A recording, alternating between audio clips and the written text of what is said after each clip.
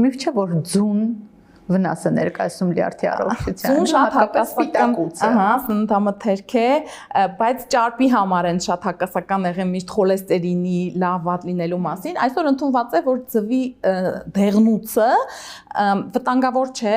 խոլեստերինի առումով, այն նաև օգտակար նյութեր է պարունակում, այսինքն ձուն հիմա այսպես սպիտակ ցուցակում է, այսինքն կարող ենք օգտագործել։ Ինչ վերաբերում է սպիտակուցին, այս սա միֆերից է, որ լյարդով հիվանդը չպետք է սպիտակուց ուտի։ Հակառակը,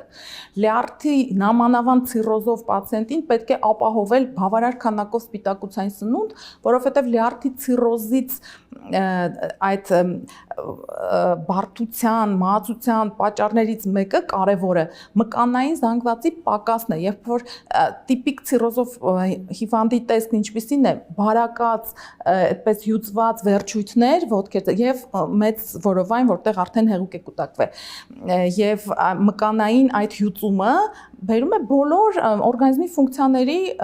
նվազեցմանը։ Դրա համար սպիտակուցային սնունդը շատ կարևոր է։ Մտավախությունն այն է եղել, որ սպիտակուցը բերում է նաև թույների առաջացման աղիքներում, որոնք լյարդի վրա արդեն ծանրաբեռնվածություն են տալիս, բայց հետազոտությունները հաստատել են, որ սպիտակուցը պետք է բավարար չափով լինի։